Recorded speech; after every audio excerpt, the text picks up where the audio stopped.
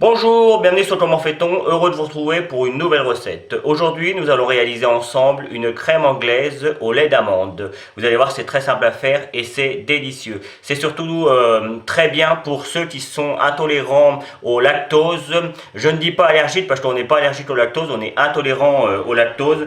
Et cette recette, elle est faite pour eux. Alors évidemment, le lait d'amande, ça change un petit peu le goût de la crème anglaise, les amandes étant toujours un petit peu plus sucrées et évidemment on a un petit peu le goût de l'amande, mais c'est vraiment très très bon. Donc le principe va être le même que pour la crème anglaise, c'est juste le lait qui change. J'ai donc commencé à mettre mon lait à chauffer avec un thermomètre de préférence, puisqu'il ne faut pas que le lait dépasse 83-84 degrés. Au-delà, c'est comment dire, au-delà, ça arriverait à ébullition et ça cuirait nos œufs et c'est pas ce que l'on recherche. Donc, si vous n'avez pas de thermomètre, pas de problème, vous n'attendez pas que ça arrive à ébullition. Dès que vous voyez que ça commence à chauffer un petit peu de trop, vous arrêtez et vous versez ça directement sur la préparation que l'on va préparer. Donc là, j'ai mis 7 jaunes d'œufs, c'est pour 1 litre, hein, j'insiste. 60 g de sucre, j'ai baissé un petit peu le sucre puisque le lait d'amande, comme je viens de le dire, est sucré. Et j'ai mis 3 cuillères à soupe, 3 cuillères à café, je vais y arriver. Alors c'est un dimanche matin, pour une fois je fais une vidéo le dimanche matin, c'est pas coutume, mais comme quoi les youtubeurs travaillent même le dimanche. Donc c'est pour ça que je suis peut-être pas trop bien réveillé, voilà. 3 cuillères à café d'extrait de vanille, alors soit en poudre soit liquide, et on va mélanger tout ça jusqu'à bien blanchir. Il faut que la préparation soit, vous voyez là elle est un petit peu jaune, alors moi c'est des œufs de ferme donc du coup les œufs sont plus jaunes que la moyenne, mais je vais mélanger jusqu'à ce que ça devienne un petit peu plus blanc. Allez, à vous de jouer. Voilà, la préparation a bien blanchi, elle a monté un petit peu. Et là, c'est parfait. Donc, maintenant, on amène le lait d'amande à température. Donc, 83, 84, hein, c'est bien.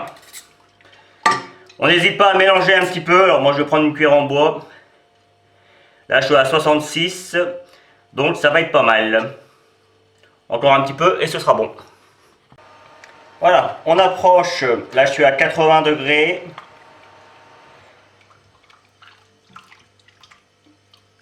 J'hésite pas à mélanger hein, de façon à ce que la chaleur soit bien homogène.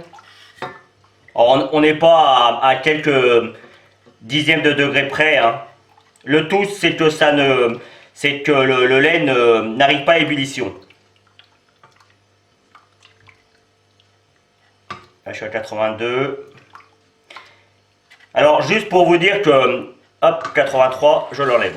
Juste pour vous dire que, évidemment, vous pourriez le faire avec du lait de riz ou du lait de soja. Hein, ça marchera aussi.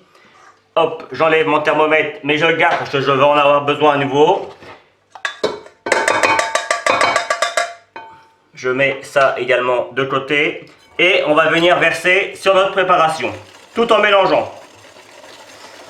En fait, ça va permettre de diluer notre préparation.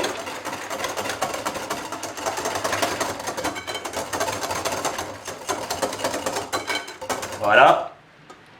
Hop. On remet tout ça dans la casserole. On garde un petit peu au fond et on vient bien nettoyer sur les bords. On récupère tout, hein, c'est important. Voilà. Alors on évite d'en mettre à côté comme je viens de le faire. Hop, on va nettoyer ça tout de suite. Voilà. Voilà. On reprend le thermomètre. Et ce coup-ci, on garde le fouet. Et on ramène à 83 degrés.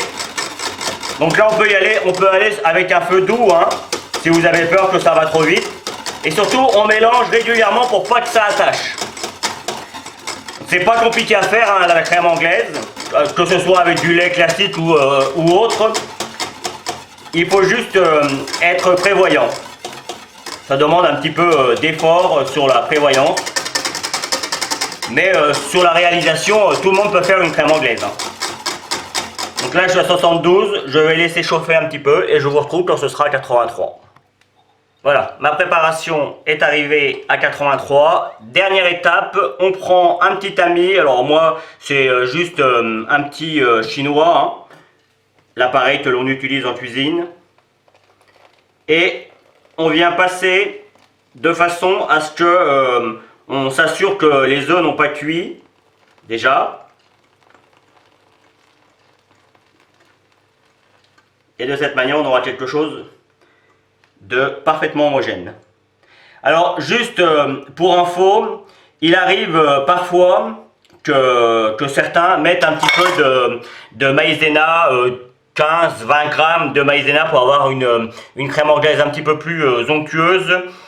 Si vous en rajoutez, vous le rajoutez une fois que vous avez blanchi vos œufs et votre sucre, vous rajoutez la maïzena à ce moment-là, avant de mettre la première tournée de lait. Et là, il y a juste à mélanger pour que l'ensemble soit bien homogène et c'est tout. Moi, personnellement, surtout là avec du lait d'amande, je trouve que c'est pas nécessaire, mais on aura quelque chose d'un petit peu plus liquide du coup. Une crème anglaise, de toute façon, ça doit être un peu, ça doit être onctueux, mais quand même assez liquide. Donc voilà, faut pas que ça ressemble à une crème pâtissière, sinon c'est plus une crème anglaise. Donc maintenant, je vais laisser refroidir et puis je vous retrouve pour la fin de la vidéo. Voilà, la recette est maintenant terminée. J'espère que vous allez l'apprécier. En tout cas, moi, j'ai pris beaucoup de plaisir à la faire pour vous. Vous allez voir apparaître les liens qui vont vous permettre d'aller sur Facebook, Twitter, Instagram. N'hésitez pas, faites-vous plaisir. Le petit lien pour soutenir mon travail sur la plateforme Tipeee. N'hésitez pas à aller y faire un petit tour également. Et puis, juste après, vous avez le lien qui va vous permettre de vous abonner à ma chaîne YouTube si vous ne l'avez pas encore fait. Le lien qui va vous amener sur mon site www.commentfaiton.com où vous retrouverez l'ensemble de mes recettes et je vous donne 2 autres recettes de crème tout aussi simples à faire que celle-ci. A bientôt sur Comment fait-on. Merci pour votre fidélité. Salut. Vous pouvez maintenant vous abonner à ma chaîne YouTube en cliquant ici. N'oubliez pas la petite cloche pour les notifications pour recevoir toutes mes vidéos. Vous pouvez aller sur mon site www.commentfaiton.com où vous retrouverez l'ensemble de mes recettes. C'est ici et je vous donne 2 autres recettes, soit qui correspondent à la recette que je viens de vous donner, soit qui est utile pour la recette que je viens de vous donner. A bientôt sur Comment